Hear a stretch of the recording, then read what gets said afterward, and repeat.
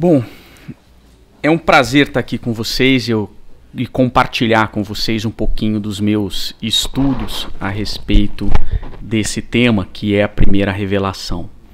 Na verdade, eu fui incumbido, eu estou estudando o Êxodo fazem 3 meses e pouquinho, e diuturnamente eu estudo o livro de Êxodo, porque eu fui incumbido pela Marisa, há um tempo atrás, de fazer uma palestra sobre a Páscoa, né?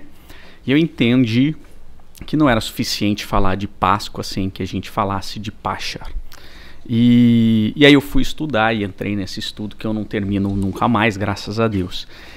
E dentro do livro de Êxodo, à luz do Espiritismo, esse é o estudo que eu faço, né? Porque eu entendo que o Espiritismo nos traz uma chave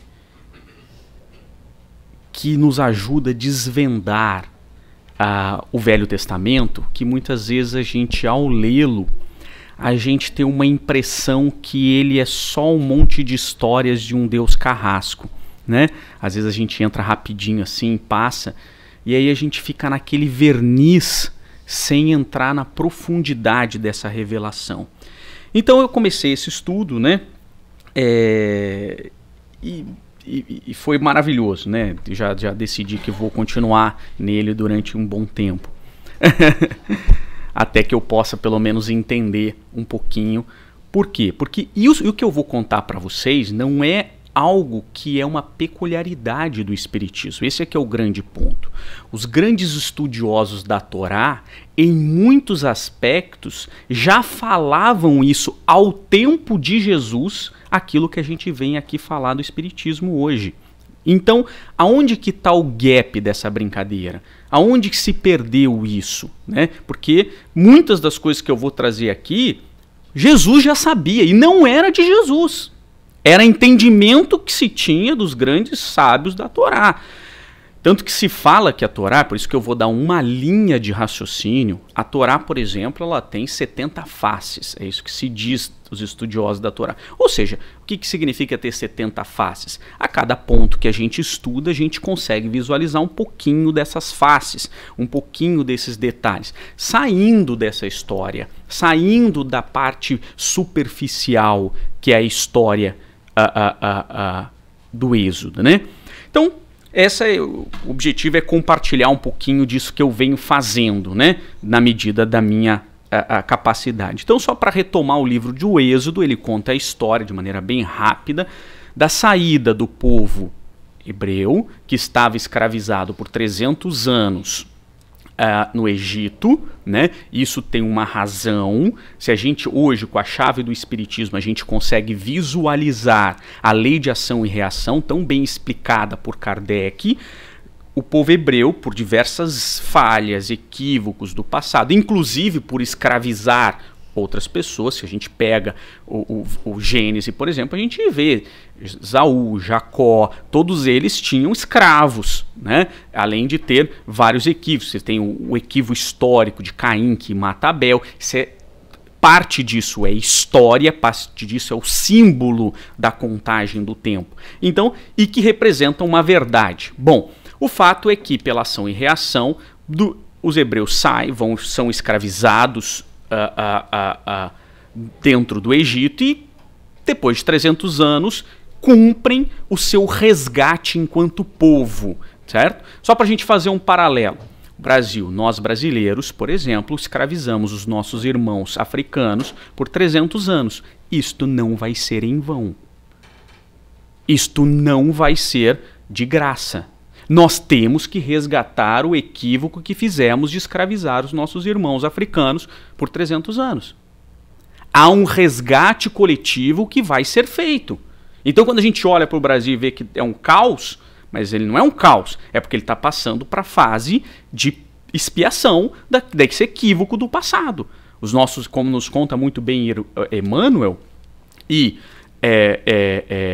as obras, o próprio Brasil, Coração do Mundo, Pátria do Evangelho, os nossos irmãos africanos eram para ter ido ao Brasil no planejamento como um trabalhador assalariado e não como escravos como nós fizemos.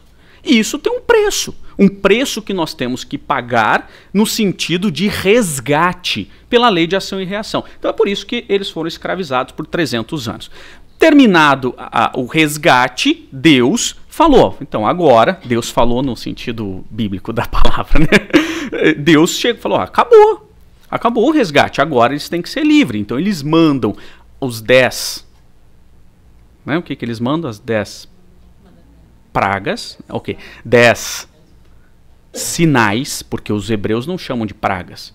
Eles não chamam as 10 pragas do Egito. Eles chamam 10 sinais de Deus para avisar o faraó que tinha acabado o resgate e que agora era necessário libertar o povo de Israel. E o faraó só, no 10º sinal, é que ele toma consciência e libera esse povo, né? Então começa a partir daí o êxodo. Eu coloquei de propósito aqui, se a gente saísse a pé do Egito, né, Mitzra, o estreito, e fôssemos para Canaã a pé, né, a terra prometida, fisicamente uns 7 dias. O cara demora 40 anos. Vai ser ruim de GPS, né? Vai ser ruim. Por quê? Porque isso é um símbolo. Se a gente ficar na superficialidade da passagem, da saída do Egito, do estreito para a terra prometida, a gente vai achar que a história do êxodo é a história do povo de Israel, senhores. A gente vai ficar achando que a história do êxodo é o povo de Israel que foi guiado por Deus para chegar em Jerusalém. Não, senhores. A história do êxodo, numa camada mais profunda, é a nossa história da saída da escravidão da matéria em busca da Canaã, em busca de um mundo puro. Não é nem o de regeneração, porque a regeneração é parte da caminhada no deserto. Então, esse é o símbolo. É isso que está por dentro do êxodo. Então, senão a gente fica pensando que é o povo exigir lá, não sei o que, recebe, atenda os 10 mandamentos, parari, parará, e aí o cara cai maná do céu, aí fica um povo feito, vou poupar o que eu pensei, feito uma criança procurando como é que era a forma do maná. E o maná do céu é um símbolo que diz que todos os percalços da nossa vida, nessa grande peregrinação a Canaã, recebemos de Deus o nosso maná, que também pode ser a misericórdia divina no progresso, no caminho evolutivo. Porque se Deus fosse punir todos nós pelos nossos equívocos, não estaríamos nenhum de nós em pé. Então recebemos maná todos os dias, que é a misericórdia. Então se a gente começa a resgatar esse símbolo por trás da história, a gente começa a perceber com a chave do espiritismo e com o amor do cristianismo, o quanto essas lições foram maravilhosas, né?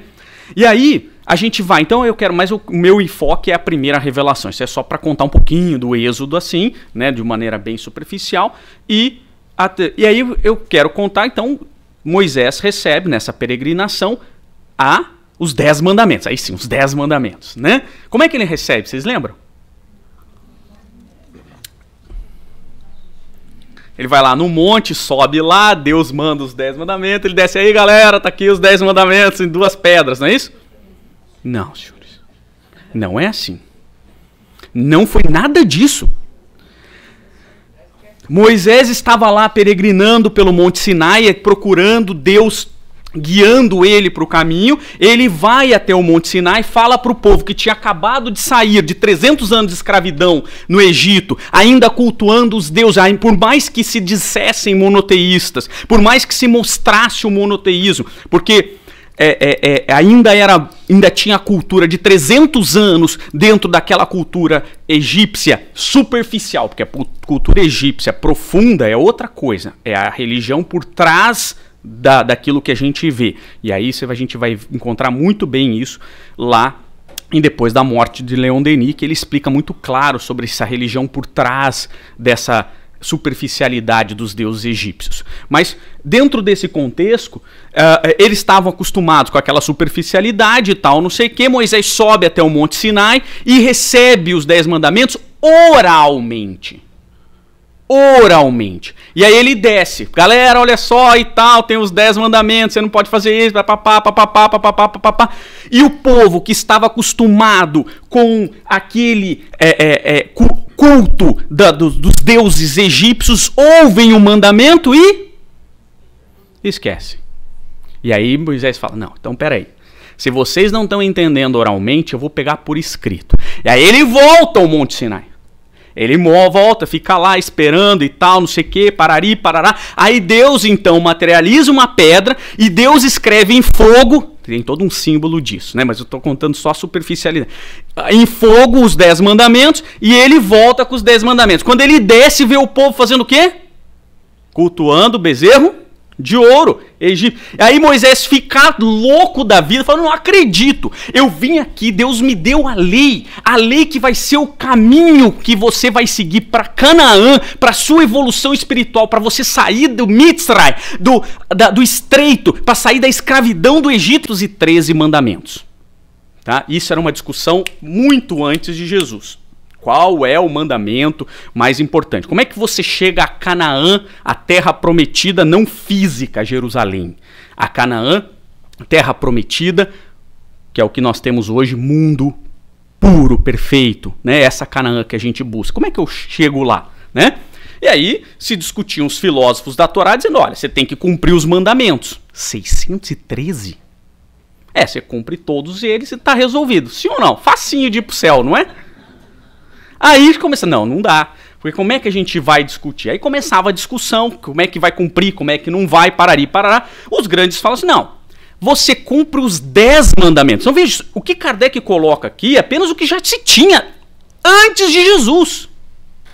Antes de Jesus. Jesus tinha consciência disso, naturalmente não só por ser Jesus, mas ele fala muito bem naquela parábola do bom samaritano, quando ele antes discute com o doutor da lei. Ele fala assim, o que eu tenho que fazer? Por que você costumava perguntar como é que eu chego a Canaã? E os filósofos da Torá tiravam uma lista de mandamentos. Qual é a lista? Qual é a lista que você tem que seguir?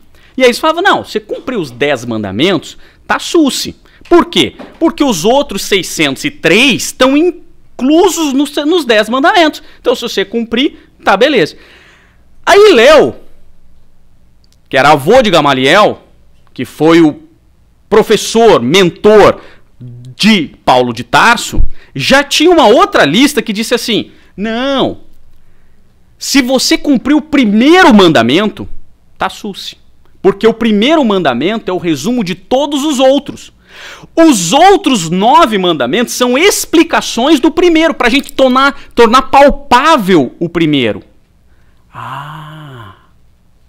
Então, aí começa, então só cumprindo o primeiro. Então é fácil, sim ou não? 613 era difícil, agora cumprir só o primeiro mandamento, tá sucio, é um só, senhores.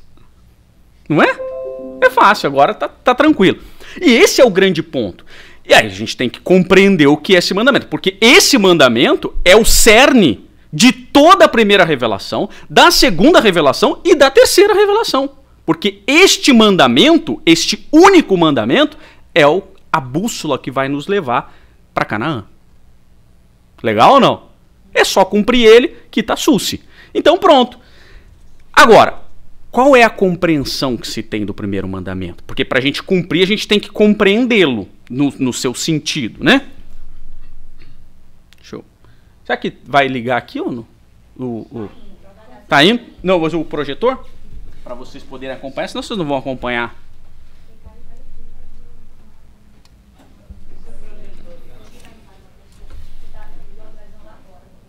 Só pra gente ir ligando se tiver um. Só... Aqui eu já tô com ela aqui. Então só ligando o projetor já vai aparecer. Então vamos lá. Um detalhe só importante que a gente tem que falar. Um detalhe importante que a gente tem que falar a respeito da lei mosaica, tá? É que a gente não pode confundir a lei mosaica, os 10 mandamentos. Só voltando um pouquinho. Então tá. O que Kardec nos diz sobre a questão da lei divina e a lei humana é o seguinte. Que esses 10 mandamentos, então, esses 10 mandamentos compõem a lei divina, a parte divina da revelação de Moisés. O restante são leis humanas que podem variar com o tempo. Isto não significa que a gente pode desprezá-las totalmente. Tá? Não, as leis mosaicas, o resto fora do mandamento, dos 10 mandamentos, não prestam. Existem as que não prestam efetivamente, que já foram ultrapassadas, como, por exemplo, a gente deve apedrejar a mulher adúltera. É um tipo de lei que não se deveria mais utilizar, embora se utilize ainda. Talvez não o apedrejamento físico, mas o apedrejamento moral. E aí a gente tem que cuidar. Mas lá eram para fazer, né? Físico, sem usar pedras, usando outros. Exato, o moral, né? Outros materiais, o Facebook, por exemplo, né? Tem uma série de instrumentos que a gente pode continuar apedrejando. Essa a gente deveria excluir. Mas existe uma outra, por exemplo, só para a gente entender, que é até interessante. Que eu acho que, por exemplo, uma das leis mosaicas dos 613 mandamentos diz o seguinte, que quando você for plantar alguma coisa, você deve plantar num quadrado. Tá? Então você planta, como até hoje, todo mundo planta num quadrado. Mas quando você for colher, você tem que colher num círculo. Você faz um círculo do meio da sua plantação e tudo que estiver nos cantos ou cair no chão pertence aos órfãos e às viúvas. Legal ou não? É uma lei interessante. Por quê? Essa é uma lei que diz, você vai fazer a caridade, ainda que seja na lei. É claro que esta lei não é uma lei ruim. A única diferença é que o Jesus veio nos ensinar a fazer a caridade não porque está escrito na lei, mas porque a gente sente o dever moral de fazer a caridade. Mas é uma lei interessante, sim ou não? Você planta, você trabalha e todos os cantos da sua plantação devem ser destinados às viúvas e aos órfãos. Ou seja, ajudar o próximo. A gente faz isso? Quer dizer, nem essa muitas vezes a gente cumpre, né? Nem simbolicamente. Bom, então, só para a gente poder entender que nem todo o restante da lei mosaica a gente deve jogar fora. O que diz dizer Kardec é que esta parte, os 10 mandamentos, elas são de fato a lei divina. Não podemos confundir a lei mosaica, é que eu troco só um símbolo, tá? Que às vezes a gente fica pensando que a gente vai encontrar uma pedra dessa com 10 mandamentos, isso não existe. Está dentro, supostamente dentro da Arca da Aliança, que ninguém sabe onde está, tá? Então, e não existe isso, tá? Mas a gente não pode fazer o comparativo entre as leis divinas ou naturais trazidas por Kardec, tá? Com as leis mosaicas. Por quê? Porque embora são de número de 10 também, né? A lei mosaica, ela regulamenta a nossa relação com Deus e com o próximo na terra. Tá? Então o que a gente vai ler dos 10 mandamentos, ele representa a nossa relação para com Deus e a nossa relação para com o próximo na terra. A lei revelada por Kardec, a divina ou a lei natural, ela é uma lei que regulamenta a nossa relação com Deus no universo.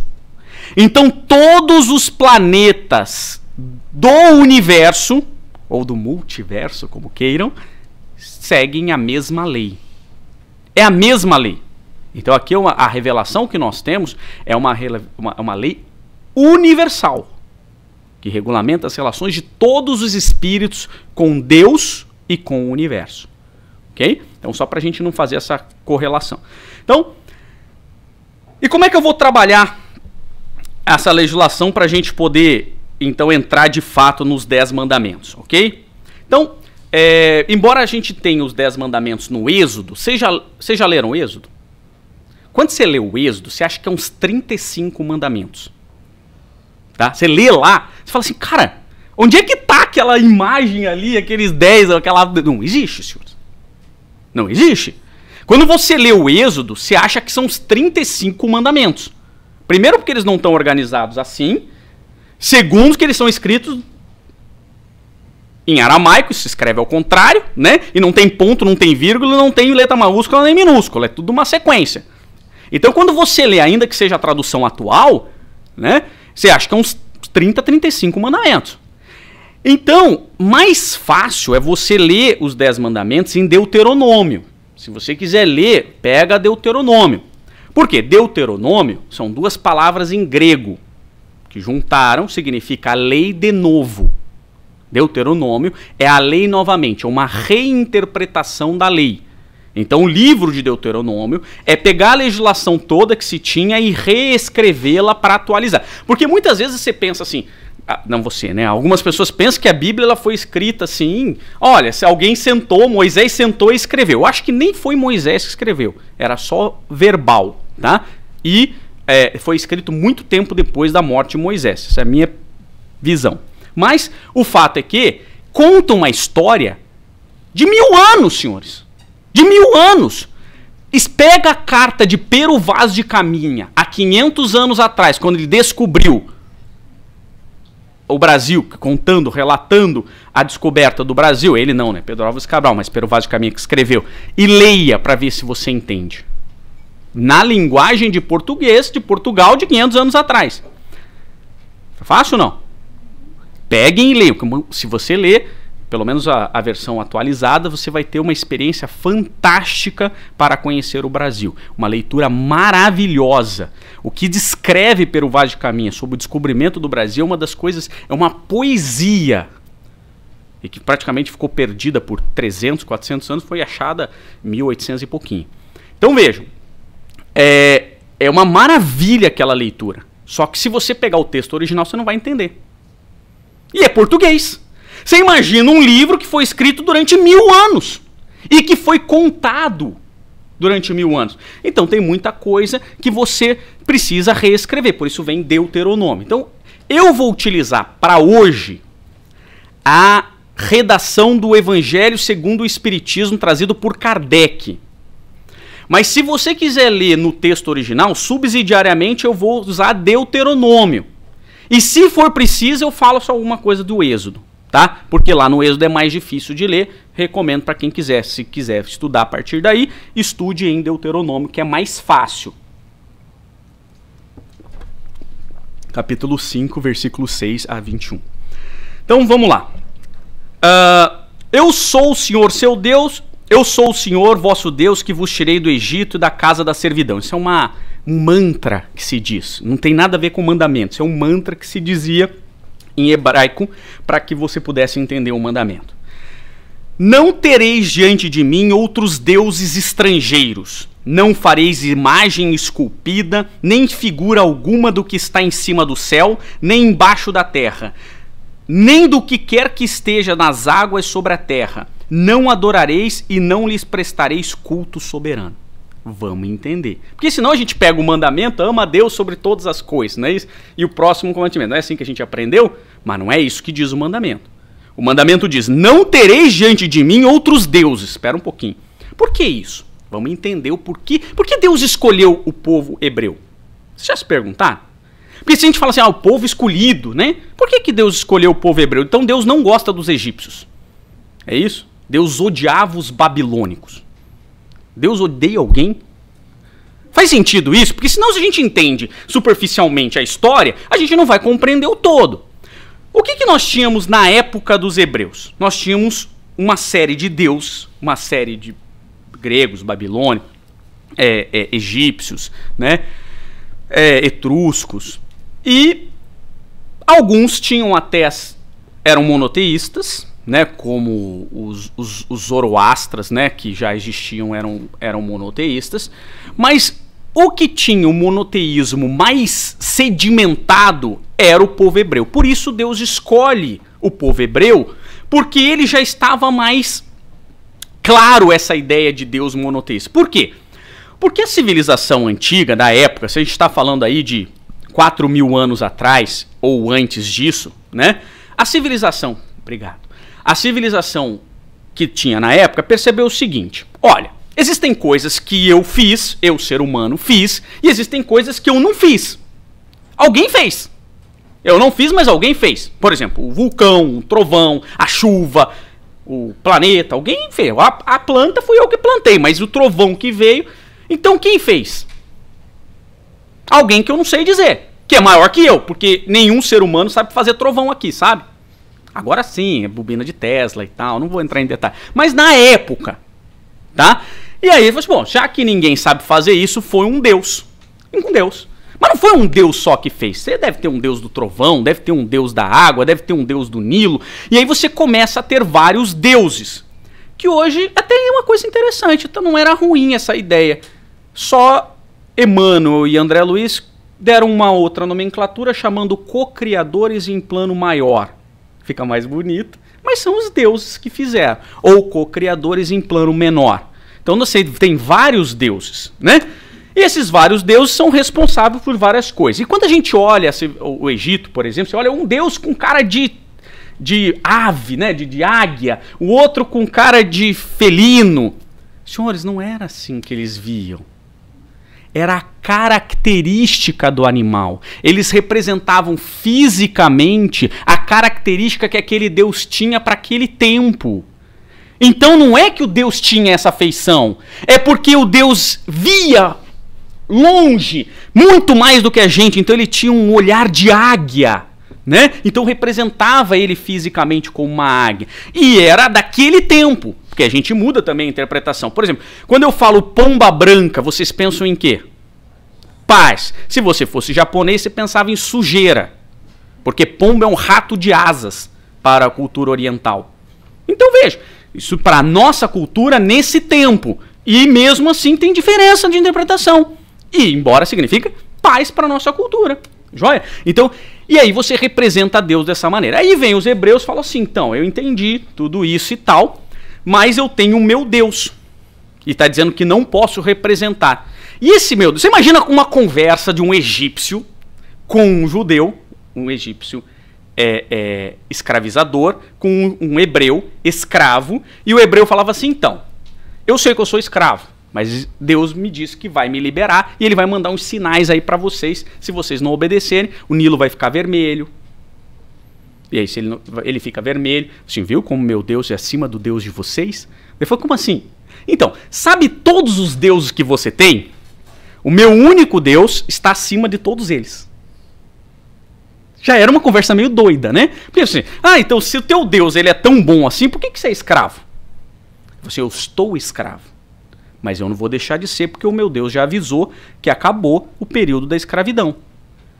Não, mas o Nilo ficou vermelho e tal, não... Olha, o meu Deus mandou dizer que uma praga de gafanhotos vai invadir aqui, vai comer tudo isso aqui se vocês não libertarem. Vai vir um... Eu tenho... A Isis não vai deixar. Então, o meu Deus está acima do seu. Ele manda em todos eles. O que nós chamamos modernamente no Espiritismo, sabedoria, causa primária de todas as coisas e co-criadores em plano maior. Os co-criadores em plano maior, como Jesus, está subordinado ao meu Deus. Legal ou não? É mais ou menos essa discussão que se tinha. Não nesse termo. E aí eles davam risada. E aí acaba com a plantação do Egito. Mas ainda não é suficiente. E aí começa a mandar outros sinais, até o 10º. Era a mesma coisa de eu chegar, por exemplo, imagine um paralelo. Eu chego para o presidente Biden e falo, presidente Biden, acabou a expiação do meu povo brasileiro. A partir de agora, o senhor tem que dar documento para todos os brasileiros que estão na América. Se o senhor não fizer isso, o meu Deus mandou dizer para você que ele vai acabar com toda a plantação da América. Eu saio de lá preso. Sim ou não? Eu vou chegar pro faraó e vou falar um troço desse. O cara fala, esse cara é um terrorista. Esse cara vai fazer uma parada. E aí ele me prende. Por isso que Moisés saía, ia voltar pro deserto, escapava, não sei o que lá. E de repente acaba com a... Eu acho que o cara vai me ouvir da próxima vez. Sim ou não? O que vocês acham? Aí eu mesmo preso, lá em Guantánamo, destrói toda... E não fui eu, foi Deus. Isso é um sinal. E aí eu volto. Aí o cara me chama, fala assim, o que você fez? Eu falei assim, eu não fiz nada, eu avisei que esse era um sinal porque acabou a expiação do meu povo brasileiro na América. Agora todo mundo documenta. E meu Deus já mandou dizer que se você não fizer, todos os teus primogênitos vão morrer. Vocês acham que eles vão me ouvir ou não? Depois de 9 sinais? E ele não ouviu. Então esse era o Deus dos hebreus falando assim, cara, eu entendo os seus deuses, eu respeito. Tá, mas tudo bem, se teu Deus é tão bom assim, como é que ele se parece? Não, ele não tem forma. Mas como é que ele chama? Não tem nome. É o inominável. Você está doido, cara? Olha porque a figura dos deuses. Como é que você tem um Deus que não tem forma, está acima de todos os deuses e não tem nome? Porque é o inominável. Que Deus é esse? É difícil de entender. É por isso que Kardec foi perguntar lá, que é Deus? E ele diz assim, Deus é a inteligência suprema, causa primária de todas as coisas. O infinito, o superlativo, o que você não pode entender porque você vai tentar materializar ele num bicho e que ele não pode ser um bicho, ele tem muito mais do que aquela característica. Porque a gente transformava em Deus em características superlativas da nossa. Aí você dava um Deus do trovão, você dava um Deus de uma cara de tal. Ele falou assim, não. E aí ele falou assim, pode ser dizer que Deus é o infinito, então? E aí o que vem? Não. Deus não pode ser dado nome, ele é o inominável e ele é o eterno. Que é o que diz o velho mandamento, não é? Mas aí, numa maneira moderna, ele diz assim, definição incompleta. Pobreza da linguagem humana, insuficiência para definir o que está acima da linguagem dos homens. Deus é infinito em suas perfeições, mas o infinito é uma abstração. Dizer que Deus é infinito é tomar um atributo de uma coisa pela mesma coisa. É definir uma coisa que não está conhecida por outra que não está mais do que a primeira. Ou seja, você chamar o teu Deus de infinito, você chamar o Deus... E aí esse é o Deus universal que o Espiritismo vem retomar, porque era o mesmo Deus da primeira revelação. O que não se pode ser nominado, o que não pode ser caracterizado. Porque ele é muito mais do que o que você pode fazer. Mas é tão difícil isso da gente compreender, que aí a gente pega e pinta uma Capela Sistina e coloca um Deus na Capela Sistina, que o cristianismo deturpou essa ideia de Deus, porque não consegue entender o que é o Deus, causa primária de todas as coisas, inteligência suprema do universo, e a gente coloca ele, um Zeus, tocando na mão de Adão. E a gente personifica como se Deus fosse um super-homem. E a gente coloca que Deus... a nossa imagem e semelhança, e não a gente a imagem e semelhança de Deus. Porque a gente não consegue entender que Deus não tem forma e não tem nome. Porque a gente não pode valorar Deus através da nossa pequenez. Mas a gente faz e deturpa o seu cristianismo. Se Moisés chegasse na Capela Sistina, ele quebrava as tábuas de volta. Ele quebrava de novo a tábua e falava, vocês estão loucos?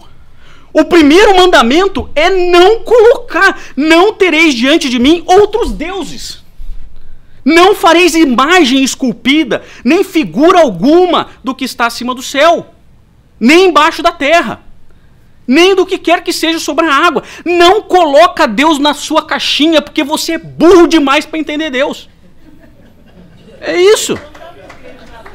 É isso. A gente está tentando colocar Deus numa caixinha, dentro da nossa pequenez. É por isso que esse é o mandamento. Entenderam Deus mais ou menos? Claro! Não, é porque a gente precisa materializar. A gente está aprendendo. E aí a gente fala, pô, se eu não materializar, como é que eu vou acreditar em Deus? E aí vem Kardec, né, tentando. É difícil. O que é causa primária de todas as coisas? O que é inteligência suprema do universo? E a gente coloca Deus na figura de Jesus. E a gente precisa de uma Santíssima Trindade para poder explicar Deus. E a gente começa a personificar. E eu não acho errado até você colocar... Porque o máximo que a gente vai ver de Deus é Jesus. Não é Deus. Jesus não é Deus. Mas é o máximo, é o mais próximo de Deus que a gente teve acesso até agora. Entenderam o que é Deus? Agora vamos entender o mandamento. Porque até agora a gente só entendeu Deus. A gente não entendeu o mandamento. E ele está dizendo assim, eu sou o Senhor, vosso Deus que vos tirei do Egito, da casa da servidão. Não terei diante de mim outros deuses estrangeiros. Ou seja, existem outros deuses, os hebreus sabiam disso, tanto que quando você lê Gênesis no original, não pega a tradução que vocês fizeram ali, que vocês têm em casa. Quando você pega a Gênesis, na Bíblia de Jerusalém está escrito, deuses reunidos num conselho criaram o universo. Não foi Deus. Deuses. Que a gente chama de co-criadores em plano maior. Emmanuel e André Luiz só trouxeram em Evolução dos Mundos essa outra nomenclatura. Que são, entre aspas, deuses. Jesus é como se fosse um deus para nós, né? Nós somos quase macaco. Jesus é um deus, né? Nós estamos muito mais próximos do macaco do que do anjo, né? E aí, a gente vai para o próximo passo. Beleza. Então, o que é não ter outros deuses diante de mim? Então, Em síntese, vamos lá em Deuteronômio, que a explicação é melhor. E aí ele fala assim: ouça, ó Israel, o Senhor, o nosso Deus, é o único Senhor. Ame o Senhor teu Deus de todo o seu coração, de toda a sua alma e com todas as suas forças. Então, os hebreus, antes de Jesus, já tinham a ideia de que, se Deus é o ser supremo do universo, temos que amar a Deus. Mas amar a Deus só se ama a Deus em 3 níveis: de todo o seu coração, de toda a sua alma e com todas as suas forças, com todos os seus muitos. E o que é isso? Amar a Deus de todo o seu coração os hebreus acreditavam que no coração estava a racionalidade e a emoção, não era no cérebro, como a gente tem hoje. Então, quando você... E os hebreus acreditavam, você só consegue amar a Deus se você materializar esse amor no seu próximo. A medida de amor a Deus é você mede quanto você ama o seu próximo. É assim que você mede a Deus. Então os hebreus... Isso na época de Jesus. Isso já não era uma discussão na época de Jesus. Tanto que o doutor da lei, quando inquire Jesus o que está escrito na lei, e Jesus pergunta, e o que está escrito na lei e como você entende, o doutor da lei responde isso. Responde Deuteronômio. A divergência está quem é o próximo. Não é na interpretação de amar a Deus. Então os hebreus já tinham que você só ama a Deus quando você ama o seu próximo. Porque a mensuração de amar a Deus é o quanto você ama o seu próximo. E amar o seu próximo você deve da mesma maneira que ama a Deus. Por isso que o mandamento traduzido é: ame a Deus sobre todas as coisas e o próximo como a ti mesmo. Por quê? Porque você só ama a Deus quando você ama o próximo. E você só ama o próximo quando você ama o próximo em 3 níveis. De todo o seu coração, ou seja, você racionaliza com a emoção e com a razão o que você pode fazer para o seu próximo. Esse é amar em primeiro nível. Mas não é assim. É em 3 níveis. O segundo nível, de toda a sua alma, é você pôr em prática. Quantas pessoas ficam, puxa, olha lá, aquelas crianças passando necessidade e tal, ficam só no primeiro nível. Mas não faz nada por isso. Não põe no segundo nível, que é agir em Deus. É colocar prática, é verbo. E não é só isso. E com todas as suas forças, ou numa outra tradução, com todos os seus muitos, que é o quê? Não é você pegar tudo que você tem e dar para Deus. Dar para o próximo. É você colocar à disposição de Deus para que quando Deus precisar ajudar o próximo, aquela coisa que você tem, os seus muitos estão à disposição de Deus. Entenderam? É assim que a gente ama com todos os seus muitos. É mais ou menos a esposa que vocês estão assistindo o filme, ou companheira tá lá, vocês estão assistindo o filme, ela fala assim, faz uma pipoca para mim. Aí você fala assim, nós dois estamos assistindo o filme. Você quer que eu levante para fazer a pipoca? E ela fala assim, sim, porque se você não levantar para fazer a pipoca, você não está me amando com todo o seu coração e com toda a sua alma. Porque amar com toda a sua alma é fazer para o próximo.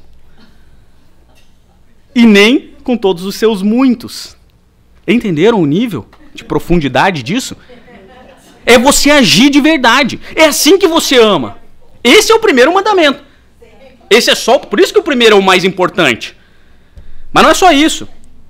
Lá em Levítico, não procurem vingança nem guardem rancor contra alguém do seu povo, mas ame a cada um o seu próximo como a si mesmo. E tem gente que acha que foi Jesus que inventou essa história. Tá vendo? Por que o velho mandamento é importante? Para a gente poder entender que Jesus, ele continuou, ele deu o significado do que é amor. Ele continuou, por isso que ele não veio destruir a lei, ele veio fazê-la cumprir. É isso que ele falou. Porque isso aqui já era. Eu sou o Senhor. Então, aqui está dizendo claramente que você só ama. Agora, o problema é, quem é o meu próximo? Porque o próximo, essa tradução próximo não existe. Não existe próximo em hebraico. O irmão. O texto é irmão. Então, próximo não existe. Então, ame cada um o seu irmão como a si mesmo. Mas quem é meu irmão? Por isso que o doutor da lei pergunta, quem é meu irmão? É de sangue que eu estou falando? É o meu irmão de povo? Quem é meu irmão? Porque ele não pergunta quem é meu próximo. Essa é a tradução. A tradução, porque os tradutores, eles tentam adaptar, né, e colocar um significado melhor para a gente entender. E aí ele coloca, por isso que tem um brocado no direito italiano que diz tradutore, traitore. É um traidor, porque ele traduz como ele pensa as coisas. E é complicado, por isso que ele pergunta quem é meu irmão. E aí Jesus conta aquela história maravilhosa, aquela parábola, né, aquela historinha do bom samaritano para mostrar assim, quem é o seu irmão quando você está precisando de ajuda? Me responde agora, quem é o seu irmão quando você precisa de ajuda? Porque é muito fácil você perguntar quem é seu irmão quando você quer ajudar.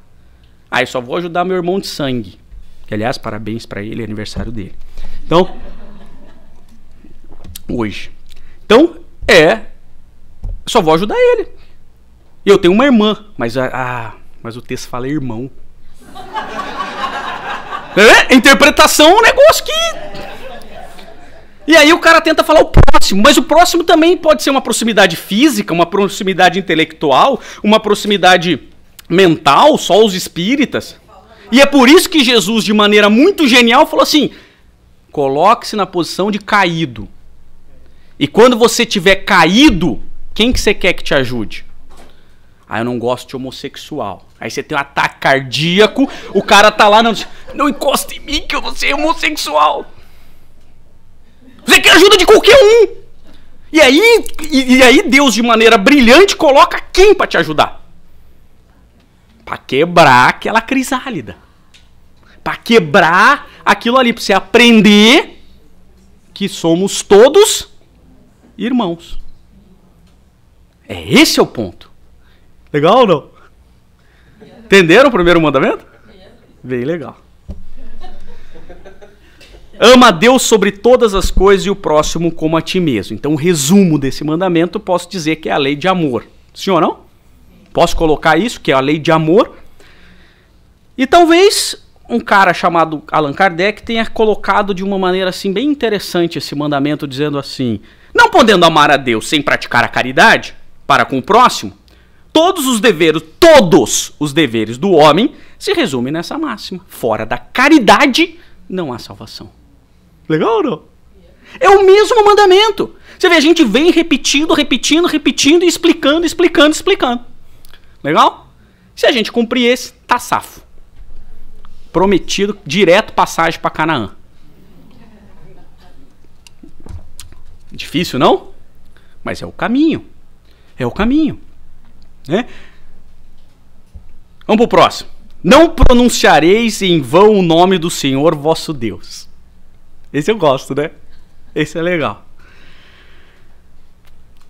E aí é uma puerilidade quando se olha esse mandamento e fala assim, eu não posso falar a Deus. Ai, meu Deus do céu, eu não posso falar a Deus. Já falei 3 vezes. Né? Ninguém tá falando que não pode falar a Deus. Alguém tá dizendo que não pode falar a Deus? Até porque a gente tem que entender, não pronunciar o nome de Deus em vão. E o que é não pronunciar o nome de Deus em vão? Primeira coisa, a gente tem que remeter à cultura hebraica. O que é nome para os hebreus? A gente tem que entender o que é nome. Nome tem um significado na cultura hebraica de missão. Então aquilo que é a sua missão é o seu nome. Por exemplo, Abraão. O que significa Abraão? Pai das multidões. Ele foi responsável por perpassar o monoteísmo para todos. Por isso que ele é o Abraão, o pai das multidões. Jesus, o que significa Jesus? Yeshua. Salvador. Legal ou não? Por isso que Jesus, quando fala para aquele mercador que está na árvore esperando ele em Jerusalém, e aí ele brinca, Jesus entrou na sua casa. A salvação entrou na sua casa. É uma brincadeira que Jesus faz com... A salvação entrou na sua casa. E ele faz uma brincadeira com o Salvador e a salvação com o nome dele. E a gente só entende isso se a gente lê em hebraico. Porque isso não faz sentido, né? Porque ele fala, Jesus entrou na sua casa. Lógico, né? Então, é a ideia.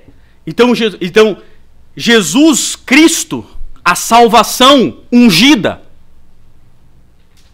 é Cristo, que vem de ungido, de Mexia, aquele que foi banhado em óleo, Messias, que depois a gente tomou como Messias.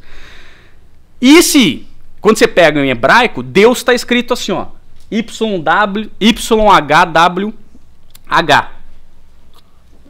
Fala isso para mim, que a tradução é Adonai, né?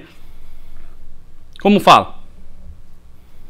É um nome que não... Yavet, que as pessoas dizem, é um nome que não pode ser dito, por isso que é um monte de consoante. Porque isso é um acróstimo, ok? É um acróstico, que significa o quê? É e será.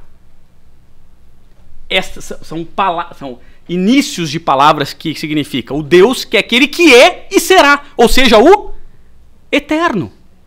O eterno, aquele que sempre foi e será, ou seja, causa primária de todas as coisas. E que sempre vai existir. É por isso que os hebreus já entendiam, tinham uma visão muito maior do que isso.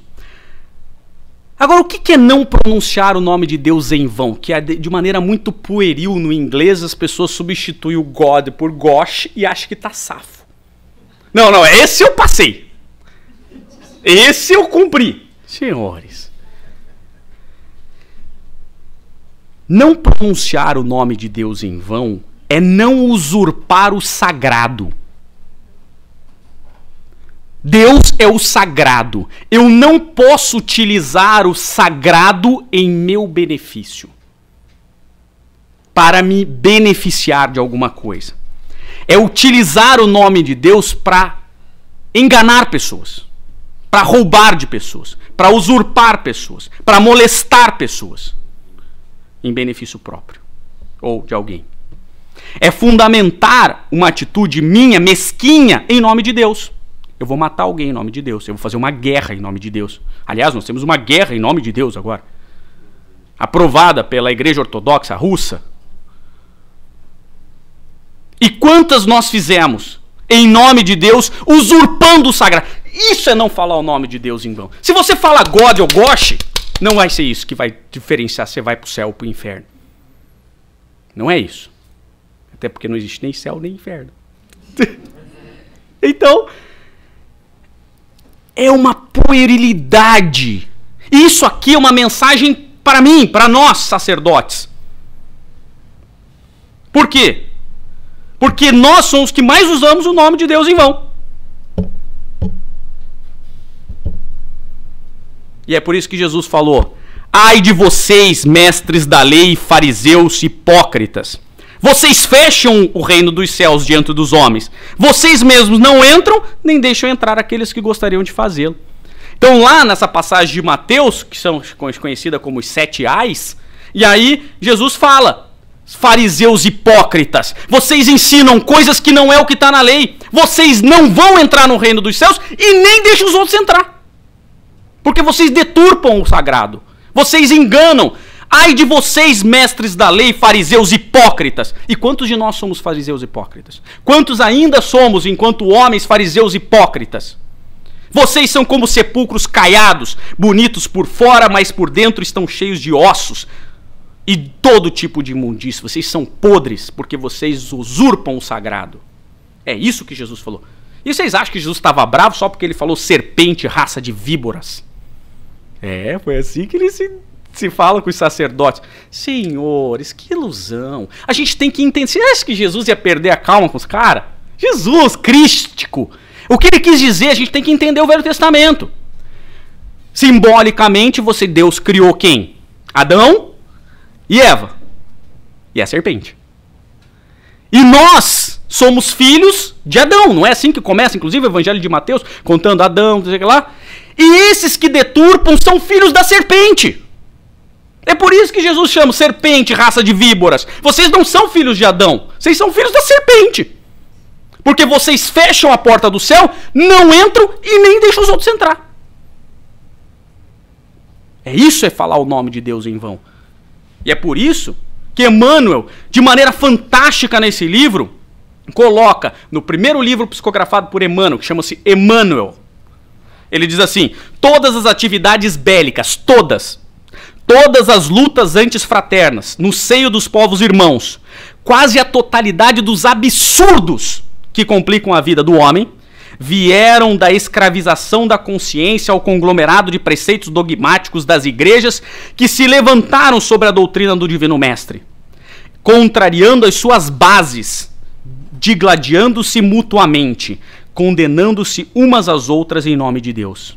Aliado ao Estado, o cristianismo deturpou-se, perdendo suas características divinas. Isso é pronunciar o nome de Deus em vão. É fazer uma guerra, é fazer uma atitude errada, é se aproveitar do próximo em nome de Deus, é pegar dinheiro em nome de Deus. Isso é. Então é bem mais do que não falar oh my gosh, sim ou não? Oh my gosh. E por isso que Kardec dedica um capítulo inteiro do Evangelho segundo o Espiritismo para haverá falsos cristos e falsos profetas, inclusive nas fileiras espíritas. Por isso que quando eu subo para me preparar aqui, eu tenho que tomar muito cuidado para ser dogmático na doutrina espírita, não o que eu penso, porque senão eu estou falando o nome de Deus em vão. Ai, agora esse é fácil. Lembrai-vos de santificar ou guardar, né, como tem algumas traduções, o dia de sábado. O que é isso? Algumas traduções dizem, guardai o dia de sábado para santificá-lo. Aí o Kardec explica isso de maneira muito legal lá no Livro dos Espíritos, né, em que ele tem um capítulo inteiro sobre, lá no livro 3, terceira parte, capítulo 3, trabalho e repouso, né? Na primeira camada que a gente tem desse mandamento, a gente olha e fala assim, bom, então eu posso trabalhar 6 dias, né? E o dia de sábado eu tenho que descansar. Descansar. Mas não é só eu. Sou eu. Pegar o texto de Deuteronômio está dizendo, você, os seus servos, os seus animais, todo mundo tem que descansar. Legal ou não? É o que diz lá. Então, e bem claro, o Deuteronômio diz assim, durante 6 dias, faça as coisas para você. As coisas dos seus interesses. Mas guardai o sábado. Que, aliás, em hebreu, o sábado é o único dia que é 7. É o nome do número 7. E por isso que é o 7, né? E o 7 tem toda uma questão divina e tudo mais, o número do 7 e tudo mais. Mas isso é cabala, é outra coisa. Bom, essa é uma ideia superficial. Mas vamos ultrapassar um pouquinho essa visão? Vamos aprofundar um pouquinho mais, porque ele diz assim, lembrai-vos de santificar o dia de sábado, ou guardar o dia de sábado para santificá-lo.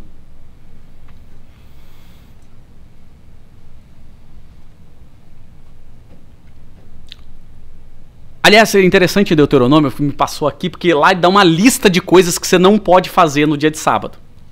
Ele dá uma lista de atividades que você não pode fazer no dia de sábado. Legal. E por quê? Porque o sábado é um dia santo. E o que é ser santo? Não pode visar essa visão cristã de santo. Santo não é isso que vocês estão imaginando. Aquele bando de gente lá na igreja católica lá. Na Basílica de São Pedro, né? Não é. Santo para os hebreus é aquilo que é retirado, reservado, destacado. Esse é o santo, não tem essa ideia. Por isso que a tenda do Senhor, quando estava no Êxodo, era a tenda santa. E depois, na terceira parte de Êxodo, quando se monta o templo, que depois passa a ser a tenda, e depois passa a ser o templo de Davi, depois passa a ser o templo de Salomão, que copia aquela planta, o lugar onde fica a Arca da Aliança com Deus, onde ficariam os 10 mandamentos, chama-se Santo dos Santos. É o lugar destacado do destacado. É o reservado. Não é santo no sentido cristão da palavra. Santo é aquilo que você reserva. Então, reserva e cuida. Tá? Isso é o santo. Então, olha, eu vou dar palestra hoje. Carol, se reserva para mim, santifica a comida para mim. Marisa, eu não vou chegar lá sexta-feira do trabalho, que eu vou estar trabalhando. Santifica para mim a comida. O que é isso? Guarda lá um pedacinho do escondidinho para mim. Mas não é só guardar, não é só reservar. É guardar e cuidar, para que ninguém compre, não deixar aberto para as moscas pousar. Então isso é santo. Reservado. Agora o que diz ali? Então, só para identificar, ele vem de Kodesh, que é do grego, né? Então, nós temos que deixar o sábado à disposição de Deus. Isto é, santificar o dia de sábado. Então você pode, e é claro que sábado é uma nomenclatura. O que está dizendo aqui no mandamento, então vamos traduzir em números, que eu gosto de traduzir em números. Então você trabalha 6 dias para você e um você reserva para Deus, para que Deus haja em seu nome, ok? Para que Deus haja e coloque você. Ou seja, 14% do seu tempo, mais ou menos, né? 14,28, dá mais ou menos isso. 14% do seu tempo tem que ser, no mínimo, dedicado a Deus. Não importa se é só no sábado. Porque sábado é só uma nomenclatura. Ok? Pergunta aos senhores. Os senhores querem chegar a Canaã? Os senhores reservam 14% do seu tempo para Deus? Ou menos? Porque se você não reserva no mínimo 14% para Deus, para que Deus haja, você não está cumprindo esse mandamento. Isso é guardar o sábado para santificá-lo. É deixar que Deus haja. E é por isso que quando os fariseus começaram a implicar lá com Jesus, que lembra que Jesus vai lá e tal, cura o homem com a mão mirrada, os caras, você não pode fazer isso. O que Jesus responde para os fariseus? Tá de sacanagem? Estou fazendo na tradução, né? Até minha tradução agora. Tá de sacanagem? O sábado é de Deus. Deus usa eu como ele quiser. Se Deus mandou o homem com a mão mirrada aqui, eu vou curar ele. Eu não sou o Salvador? Eu não sou o Yeshua? Eu não sou aquele que veio salvar? O sábado é de Deus. Deus me usa do jeito que ele quer. Não foi isso que ele respondeu? Com as minhas palavras, lógico, né? Estou fazendo a tradução lá de Lucas, capítulo 6, versículo de 6 a 10. Então, o sábado é essa metáfora. Então, e aí, lá em Marcos, o que Jesus fala? O sábado foi feito por causa do homem, para a salvação do homem, e não o homem por causa do sábado. Assim, pois, o Filho do Homem é Senhor até mesmo do sábado. Eu estou aqui, eu vou fazer o que precisa ser feito. Porque eu estou à disposição de Deus. O sábado é de Deus. Esse tempo é de Deus. Eu não tenho que dar satisfação para vocês. Legal ou não? É isso. Entenderam esse mandamento? Porque isso é muito... Porque senão a gente fica lá achando que não pode levantar e tomar água no dia de sábado.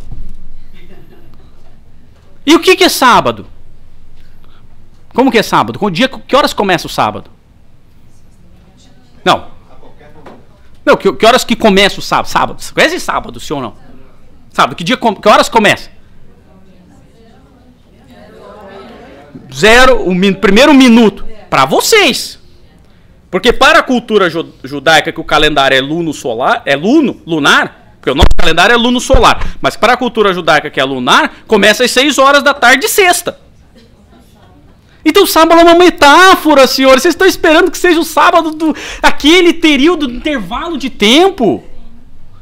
É no mínimo para você chegar a Canaã, você colocar 14% do seu tempo à disposição de Deus. Para que Deus opere sobre você. Porque você só vai a Canaã quando você amar a Deus. E você só ama a Deus quando você ama o seu próximo. E no mínimo 14%. Vê que ele nem pediu muito. E o domingo? E o domingo? Não, hoje não pode, então eu estou fazendo disposição de Deus. Eu também. Na véspera de vaca, de sábado agora, já inventaram o sextou. Não, E se você quiser tocar ainda, dar um chute pro gol, você faz que nem esses caras que eu representei aqui. Você fica com 14% do seu tempo e põe à disposição o resto. À disposição de Deus. E é por isso que eles são melhores que a gente. Sob o ponto de vista evolutivo. Porque o mínimo é 14. Deus só pediu 14. Tudo que você fizer a mais, você vai quitando do passado. Não foi assim que Emmanuel falou para Chico? Ó, tem uma parada para você aí, ó. Você tem uns débitos, porque não pensa que Chico era perfeito. Você tem uns débitos, você tem que psicografar 30 livros. Beleza? Beleza. Deixa comigo. Aí quando chegou em 30, Emmanuel falou, olha, tua missão está cumprida. Mas vendo o teu arquivo, tem uns débitos ainda do passado, se você quiser resgatar umas 3, 4 encarnações, são mais 60. Deixa comigo. Aí ele psicografa mais 60, dá 90 livros, e fala assim, olha, então, ainda tem um resquício lá atrás, quando você ainda era umas coisas, não sei o quê, vai ter mais 30 livros aí, se você quiser, ó, você quita teu débito. Deixa comigo. Aí ele falou, olha, cara, você quitou tudo. O que você fizer agora é por amor.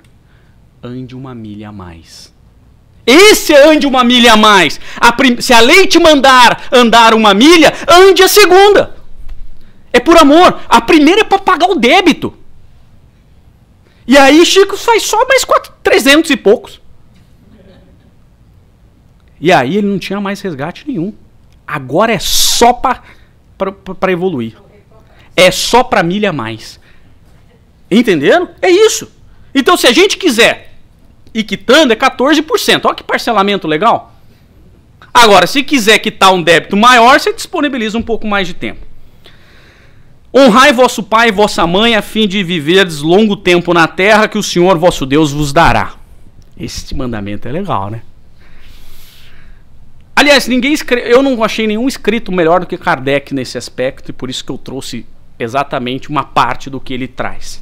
Honrai vosso pai e vossa mãe é um corolário da lei geral da caridade e de amor ao próximo, visto que não se pode amar o próximo aquele que não ama o seu pai e a sua mãe. É o mínimo. Como é que você vai amar o próximo se você não ama o seu pai e a sua mãe? Só que a lei não fala amar. A lei fala honrar. A lei não fala amar. Amar, você tem que amar teu inimigo. Quiçá o seu pai e a sua mãe. A lei determina que você honre o seu pai e a sua mãe.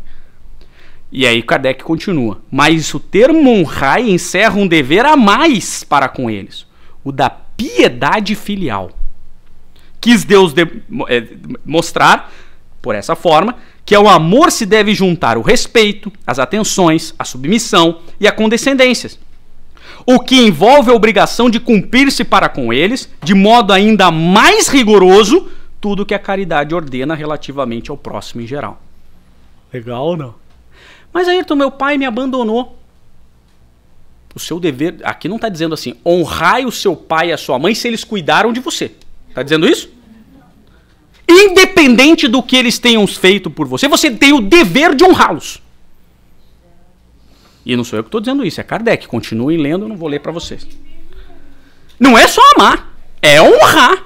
Ainda que eles não tenham sido os pais que você gostaria que ele tivesse sido, você tem o dever de honrá-los. Porque eles te deram mais do que você precisava. Que é o quê? A vida. A partir de agora é por tua conta. Então, ainda que eles não tenham sido o pai que você gostaria que fosse, não encerra o mandamento em honrar. E é óbvio que Kardec, olha que de brilhante, porque o Kardec escreve isso em 1800. Uma coisa é você pensar isso em 2020. A outra coisa é você escrever isso em 1800. Esse dever se estende naturalmente às pessoas que fazem as vezes de pai e mãe, as quais tanto maior mérito têm, quanto menos obrigatório é para elas o devotamento. Então, recomendo veementemente que vocês leiam esse tópico, honrar pai e mãe no Evangelho segundo o Espiritismo. Não matarás. Aí é fácil. Aí é fácil. Não, Ayrton, esse aqui é o mandamento que eu cumpro.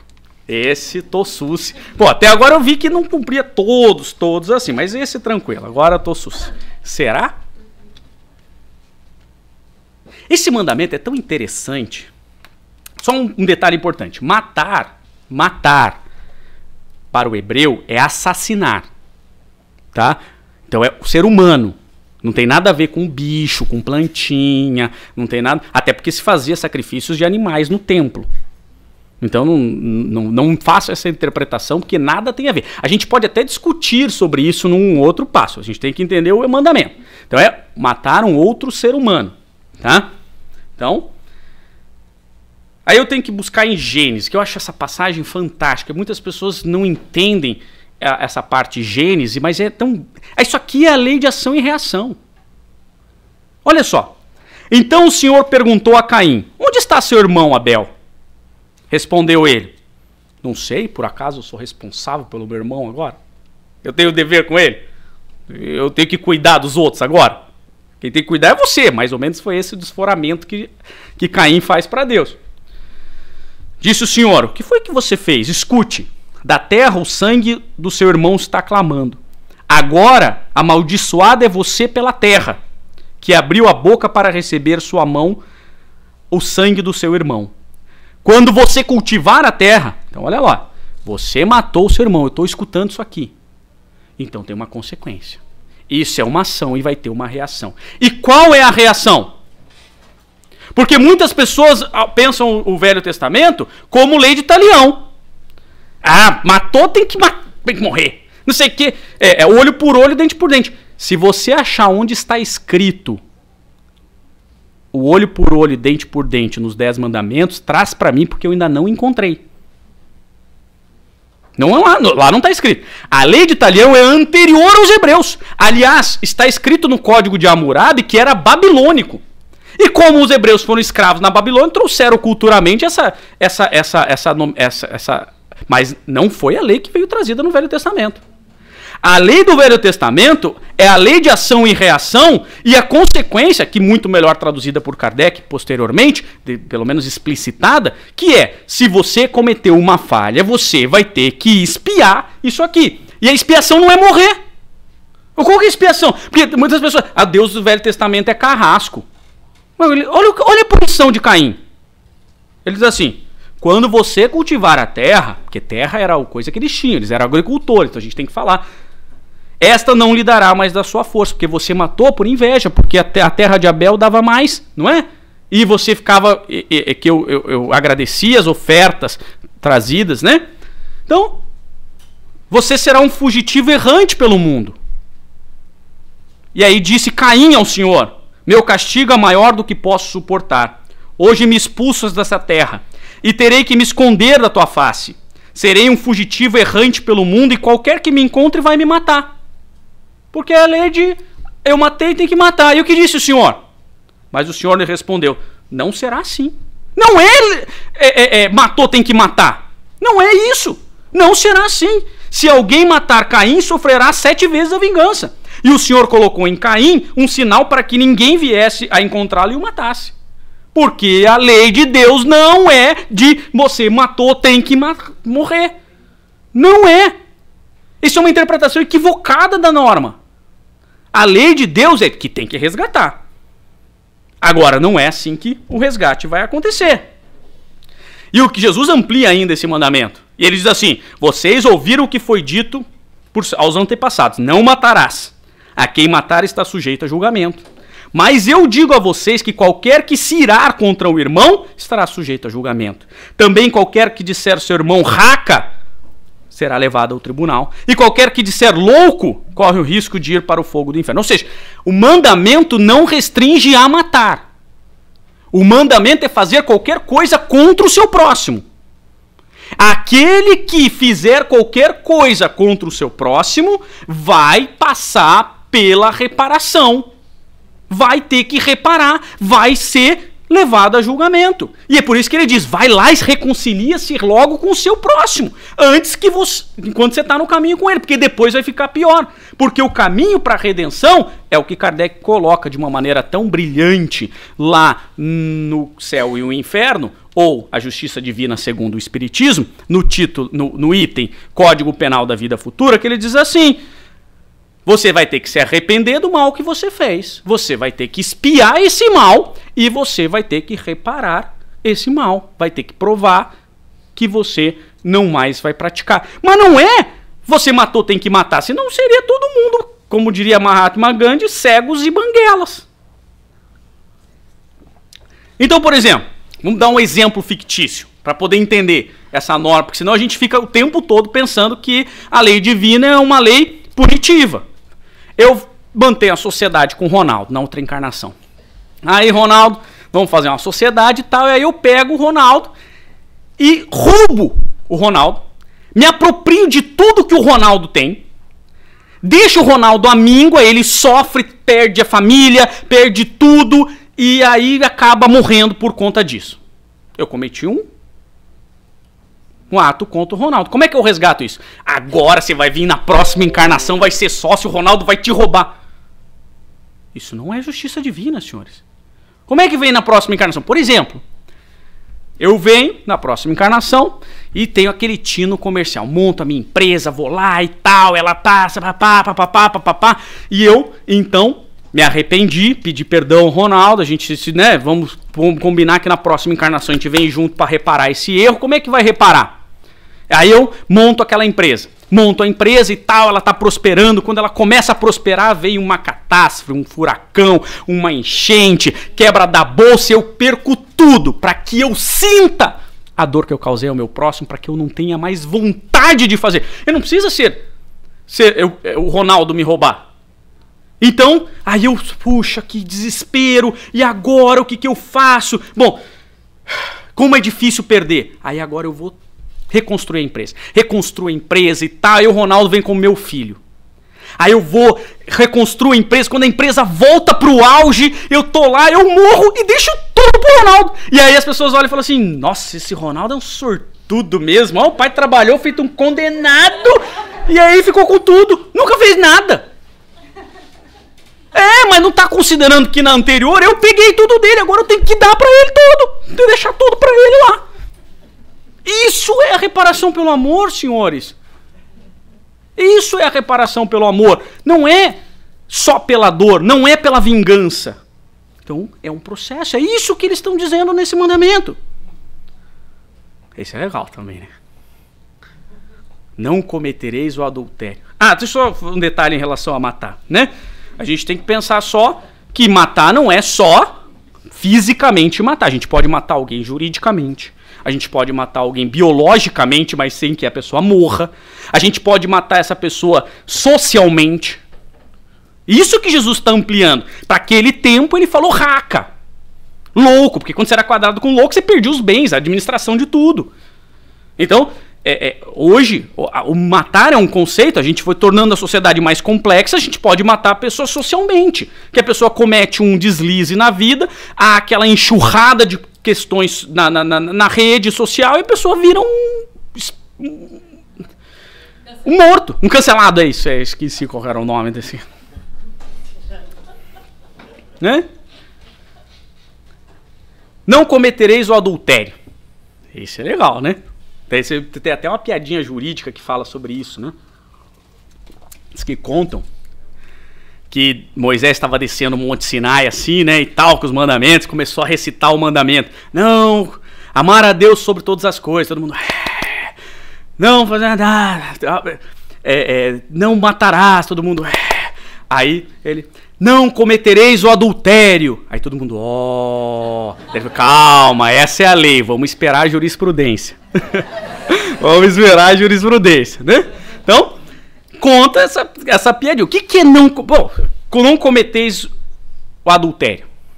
Imediatamente a gente pensa na relação conjugal, né? E é válida essa interpretação. Mas é a interpretação mais superficial da situação, né? Porque o que ele está mandando a gente não fazer?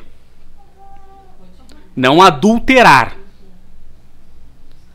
A relação conjugal, para tempo dos hebreus, era a relação mais íntima que a gente poderia ter com um ser humano, né? Com outro ser humano.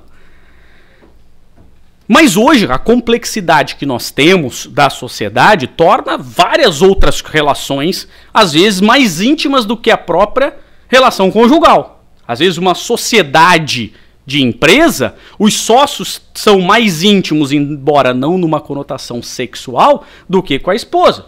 Como dizia minha bisavó, nem tudo se conta para o marido, nem tudo se conta para a esposa. Olha a lição que eu aprendi, né, cedo. Mas às vezes para o sócio... Então, a grande questão, acho que o cerne desse mandamento é a fidelidade. Mas não só a fidelidade conjugal. Num primeiro plano, esse mandamento fala para a gente não adulterar a relação conjugal. Ser fiel. Mas não é só isso. É ser fiel e não adulterar nada. Ser fiel na nossa relação social, ser fiel com o próximo, ser fiel com a sociedade, ser fiel com o centro espírita, e no terceiro nível é ser fiel com Deus. Porque o que Deus nos pede é a sua fidelidade. A nossa fidelidade, né? A nossa fidelidade para com Ele. Porque se nós temos a fé, que é a confiança em Deus, e Deus, a gente confia que Deus está lá pra gente, Deus espera de nós a fidelidade. Não adulterarás. Esse é o mandamento, não é só relação conjugal. Num nível mais profundo é a fidelidade com Deus. E não tem como ser, a gente retorna ao primeiro mandamento e não tem como ser fiel com Deus se você não for fiel com o próximo. E não tem como ser fiel com o próximo se você não for fiel com o seu cônjuge, que também é o próximo. Ou seja, aqui nós estamos falando em fidelidade, é cumprir aquilo que nós combinamos. Isso é não adulterará. E a gente estava achando que só porque a gente não traía a esposa, a gente está sendo fiel com Deus. Mas eu pergunto a vocês, quantas vezes a gente é fiel com as pessoas? Quantas vezes a gente é fiel nos relacionamentos sociais? Quantas vezes a gente é fiel na sociedade? Esse é o mandamento. Legal ou não? É um pouco mais profundo do que isso, sim ou não? Não roubareis. Ah, esse eu não faço. Tá? Agora tranquilo. Pelo menos um mandamento eu não faço. Bom, vamos resgatar. O nosso amor é aferido com o amor ao próximo. O amor a Deus é aferido com o amor ao próximo. Então a gente ama a Deus quando a gente ama o próximo. Ok. É óbvio que quando a gente fala não roubareis, a gente está falando, numa primeira camada, é não retirar nada de ninguém, né? Não subtrair, como diz o termo jurídico, não subtrair coisa alheia móvel para si ou para outrem. Essa é a definição de furto, né? E de roubo é mediante violência ou grave ameaça. Então essa é a definição jurídica. Então no primeiro plano a gente está falando ali que você não pode tirar nenhuma coisa do próximo, sim ou não? Material. Mas é lógico que isso é um pouco mais profundo. Existem as coisas que são imateriais. Eu não roubo nada do meu próximo. Mas aí um companheiro dá uma ideia imaterial, você vai lá e corre pro chefe contando que a ideia é sua. É roubo. É o não roubarás. Um plágio. Vou escrever um livro e plageio as ideias. Mas a gente também pode roubar a paz de alguém. A tranquilidade. Já viu aqueles vizinhos que você fala assim, meu Deus do céu, o que eu fiz para merecer? E o cara perturba você a vida inteira, ou você a ele, né? Você está roubando a paz, a tranquilidade, o sossego das pessoas. Por isso que esse mandamento é um pouquinho mais do que isso. E eu acho que esse mandamento remete a uma coisa relacionada à reciprocidade. O que é roubar? É tirar de alguém sem dar nada em troca. Sim ou não? E aí eu pergunto a você, estamos cumprindo com a nossa reciprocidade em todas as nossas relações? Esse é o ponto. Com a casa espírita, aquilo que eu ganho da casa espírita, eu estou retribuindo? Aquilo que eu ganho da minha esposa, eu estou retribuindo? Ninguém está falando que tem que retribuir, nem vou começar a pedir dízimo agora, tá? Fiquem tranquilos, tá? Eu já fiz isso nas outras encarnações, agora nessa eu já vim para resgatar, tá? Não é mais para essa. Então, a questão principal é da reciprocidade. Toda vez que eu não estou dando com reciprocidade, significa que alguém está dando para mim e eu estou dando zero. Isto significa que eu estou roubando. Então, a grande palavra, da minha opinião, desse mandamento é a reciprocidade. Eu estou sendo recíproco para com o meu próximo? Esse é o ponto. Então nós temos que pesar nas nossas relações conjugais, nas nossas relações de amizade, nas nossas relações com o centro. E ninguém está falando aqui que a pessoa tem que chegar e dar um monte de dinheiro. Pronto, está resolvido. Porque Jesus já disse isso, o óbolo da viúva vale mais aquilo que você dá com todo o seu coração do que a quantidade. Então aquilo que você está dando é o seu todo? Você está sendo recíproco com as pessoas?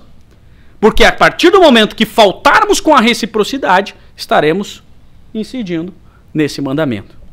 E eu achava que esse era o que eu cumpria. Mas mais ainda, quando eu sou implacável com o julgamento das pessoas. Não, essa pessoa não merece o meu perdão, essa pessoa tem que sofrer, será que eu não estou roubando o lugar de Deus? Porque só a Deus cabe julgar, porque só Ele fará o julgamento com misericórdia. Então, quando eu julgo o meu próximo de maneira implacável, eu não estou roubando o trono de Deus? Uau! Quer dizer, cada vez que a gente entra... Isso é que eu estou falando só de uma questão superficial dos mandamentos. Eu vou chegar no fim, calma. Não presteis falso testemunho. Ainda bem que só tem 10, né, Ayrton? Podia ser uns 35, né? A gente ia ficar o resto do ano aqui falando. Esse é fácil, né? Eu não faço falso testemunho. Toda vez que a gente pensa em justiça, né? Não falar e tal, não sei o que lá. Não podemos mentir em juízo, não podemos... Mas eu acho que Jesus veio trazer um ponto um pouco mais profundo dessa ideia de testemunhar, né? Lá aquela conversa com Nicodemos, estava lá Jesus conversando com Nicodemos sobre a reencarnação, né? E aí Nicodemos pergunta, como pode ser isso? E aí Jesus diz assim, você é mestre em Israel e não entende dessas coisas? Asseguro que nós falamos o que conhecemos e testemunhamos o que vimos, mas mesmo assim vocês não aceitam o nosso testemunho. Então, quando a gente está falando e não... nesse mandamento, não prestar falso testemunho, a questão do cerne que Jesus nos traz é, estamos falando do que conhecemos e testemunhamos o que vimos? Quantas vezes a gente entra numa discussão com alguém sobre um assunto que nós não conhecemos? Se nós estamos discutindo com alguém sobre um assunto que eu não conheço, eu estou prestando falso testemunho. Porque Jesus disse, falamos do que conhecemos e testemunhamos do que vimos. Esse é o ponto. Então o detalhe principal desse mandamento, eu acho que que a gente tem que se concentrar nesse ponto, é quantas vezes nós estamos falando de coisas que nós não conhecemos e testemunhando coisas que não vimos. Às vezes eu entro em discussões, às vezes as pessoas falam assim, não, eu não vou discutir com você. Porque para discutir com você, eu tenho que te ensinar. E eu cobro para ensinar. Então eu não vou discutir. Você já leu 1984, uma discussão política? Não. Do George Orwell? Então você vai ler. Depois que você lê, você volta para a gente poder travar uma discussão. Porque você está falando de coisa que você não conhece. E quantas vezes... Isso é o que mais tem na sociedade hoje, na internet. Todo mundo é o senhor absoluto da razão. Mas a pessoa fala o que não sabe. E aí, muitas vezes, e infelizmente, vou falar uma frase que às vezes é meio agressiva, mas a internet deu voz aos idiotas. As pessoas falam coisas que não conhecem, estão incidindo em falso testemunho. Porque se você está discutindo algo que você não conhece e testemunhando coisa que você não viu, você está ferindo o mandamento. Zygmunt Bauman é um dos filósofos que eu mais gostava de ler, na época que eu estava na pós-graduação, muito tempo atrás. E o Bauman, ele tirava assim um tempo para estudar sobre determinados assuntos. Então, normalmente, a cada 5 anos, ele passava estudando sobre um determinado assunto. E aí ele ia discutir com você a partir de um assunto que não era afeito à matéria dele. E ele lá ia estudar aquele assunto. Ele discutia, como ele era muito conhecido, chamava pessoas para discutir sobre o assunto, eu entendi. Então, 5 anos! E a pessoa vai no Facebook e digita um negócio que ele acha que viu. O cara passa 5 anos, um dos caras mais inteligentes que eu conheci, passava assim. Ele falou, com a tecnologia agora eu passo só uns 3 anos estudando sobre um assunto. E a pessoa acha que pode falar de um assunto qualquer sem conhecer. E aí gera um monte de insatisfação, um monte de discussão, um monte de briga na sociedade por assuntos que ninguém conhece. Parece uma guerra de foice no escuro. Cada um dá a foiçada que quer e vê onde vai pegar. E aí a pergunta é, será que a gente tem testemunhado só de assuntos que conhecemos e assuntos que vimos? Será que todas as companhias, governos, empresas, pessoas estão contando toda a verdade para nós? Que conhecem? Porque esse mandamento nos dá uma obrigação da gente divulgar toda a verdade que conhecemos e testemunhar tudo que a gente viu. Isso é uma obrigação. A análise desse mandamento é essa obrigação de falar a verdade e testemunhar o que a gente viu. Será que todos estão fazendo isso? Mas não se preocupe. Aqui nós estamos também na seara da fidelidade.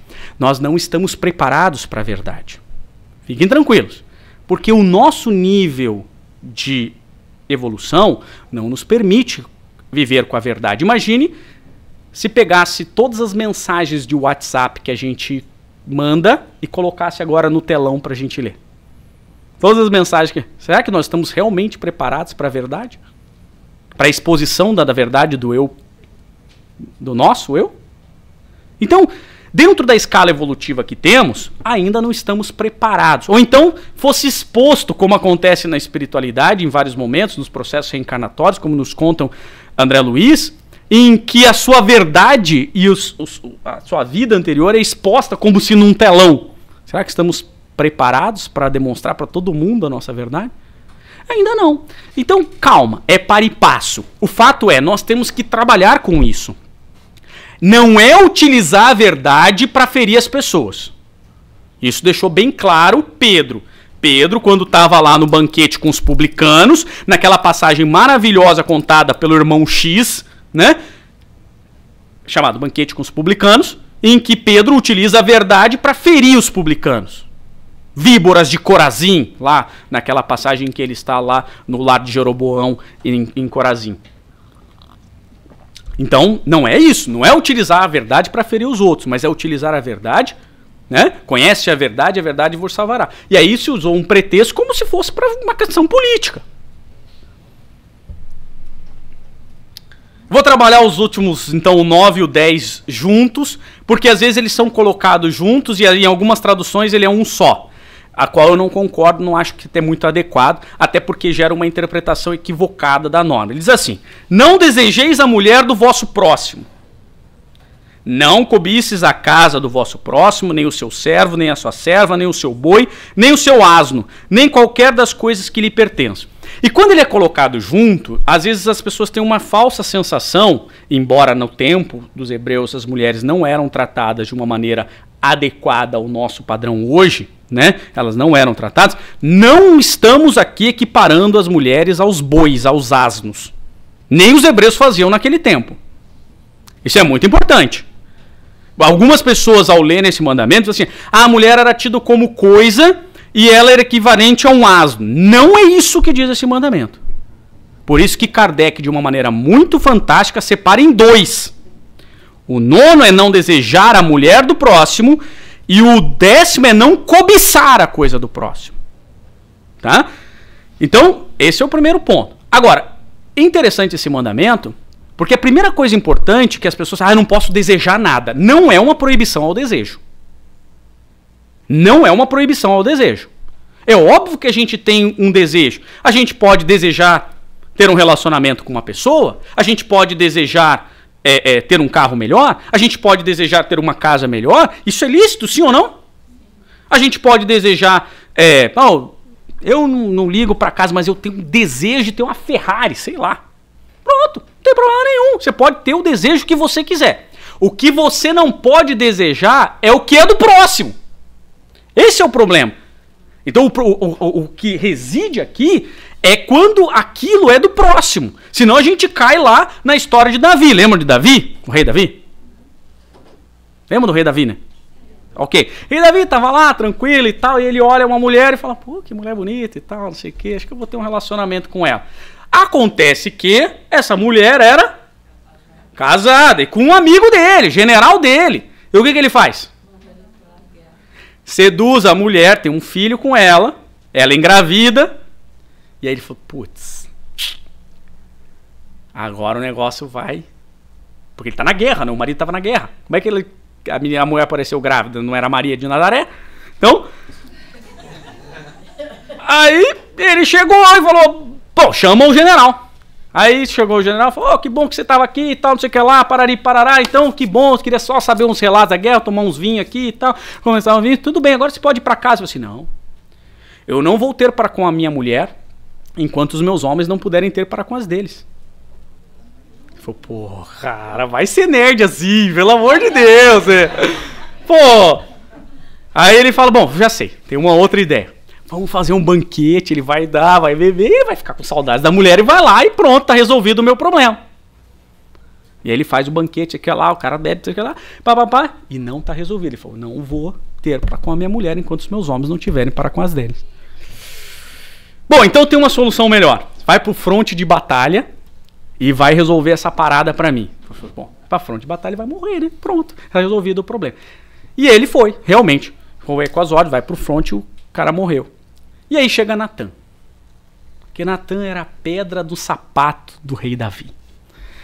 Aí Natan falou assim, Davi, tudo bem? Eu tenho um problema. Para que toda a sua sabedoria possa resolver. Tem um agricultor lá que ele tem 100 ovelhas. E o vizinho dele tinha uma ovelha. Uma só. E você não acredita que ele foi lá, matou o vizinho e ficou com a ovelha dele? E eu preciso resolver isso. Aí o rei Davi falou, susse, tranquilo. Traz ele aqui que eu vou mandar matar. Quem que é ele? Ele é o Senhor. Porque você tinha todas as ovelhas do reino. E você resolveu mexer com a ovelha do seu amigo. Não, então não é bem assim, tal, vamos resolver isso. Acho que a pena está muito severa. E essa é a mãe de Salomão. Tá? Então veja como a gente está aprendendo aqui, que não é só punindo, ela não é a mulher adulta que a gente tem que apedrejar. Não é de Jesus só que foi aprendido isso. Essa depois casa com o rei Davi, esse filho morre, e tem outro filho, e é o rei Salomão. Essa é a mãe do rei Salomão. Então veja, a questão é não cobiçar a mulher do próximo, porque isso tem uma consequência. Né? Não cobiçar, não desejar, não cobiçar as coisas do próximo, porque quando a gente... E eu acho que o Espiritismo ele nos dá uma chave para entender isso aqui. Porque quando você olha uma única encarnação, eu acho muito difícil não cumprir esse mandamento. Porque a gente comparar uma criança que nasce na Suécia, nasce nos Estados Unidos, com uma criança que nasce na Somália, e aí você vira para aquela criança somália e fala assim, não cobiçareis as coisas do próximo. Dá para exigir isso dela? Dá para exigir da criança somália que ela não queira ter a educação daquela criança sueca, não queira a casa daquela criança sueca, a saúde, o bem-estar, os pais, a tranquilidade? Então, quando a gente olha esse problema apenas pela unicidade da reencarnação, eu acho que é muito difícil não cumprir. Quando a gente põe em perspectiva a multiplicidade de reencarnações e que nós vamos experimentar diversas situações, seja para o nossa como prova, ou seja como expiação, isso faz sentido. E aí não faz mais sentido a gente desejar, porque muitas vezes a gente pensa que a pessoa tem alguma coisa por mérito dela. E não é. Muitas das vezes eu tenho coisas não por meu mérito, é para eu devolver para o Ronaldo. Então, por misericórdia divina, para eu poder resgatar, Deus me dá uma condição financeira boa para eu devolver para o meu irmão. É isso. Então, quando a gente põe isso em perspectiva, a gente fala, não faz sentido a gente querer as coisas do próximo. Isso não significa que a gente não pode desejar uma casa melhor, não significa que a gente não pode desejar ter uma casa, não significa que a gente não pode desejar ter um carro, não significa que a gente não pode desejar ter uma vida melhor. Mas a gente não pode viver com aquele egoísmo de achar que o outro não pode ter. Ou o pior dos egoísmos, eu nem quero o que ele tem, eu só quero que ele não tenha. Esse é o pior de todos, né? Então, é isso o mandamento. E é por isso, e agora eu vou concluir mesmo, eu sei que passou só uns 2 minutos, que Kardec, quando conclui esse tópico chamado a primeira revelação, ele diz o quê? É de todos os 10 mandamentos. A lei mosaica, ela é de todos os tempos e de todos os países essa lei. E tem, por isso mesmo, caráter divino. Então o meu objetivo hoje, eu sei que é bastante extenso, um estudo de meses, mas que o meu objetivo é tentar compartilhar com vocês um pouquinho dessa síntese do que é o Velho Testamento à luz do Espiritismo, e que, se perguntando com a base sólida, se a gente realmente solidificar esses mandamentos na nossa vida, será que isso não vai nos dar compreensão para de fato entender a segunda revelação, a terceira revelação, porque isso é o caminho para irmos para Canaã. Então esse compartilhamento desse estudo é para que a gente possa falar assim, olha, agora eu entendi pelo menos um pouquinho mais do mandamento e aonde que eu estou desviando. Porque senão a gente acha que está cumprindo. Eu não matei ninguém, não roubei nada de ninguém, eu não faço falso testemunho, então eu estou cumprindo, eu estou safo, daqui a pouco a gente se encontra em Canaã. E aí quando a gente cai na espiritualidade, fala assim, uau, ninguém tinha me contado que era nessa profundidade. E que já o era ao tempo de Jesus, muitos desses conceitos. Então esse era o objetivo para trabalhar com vocês. Muito obrigado.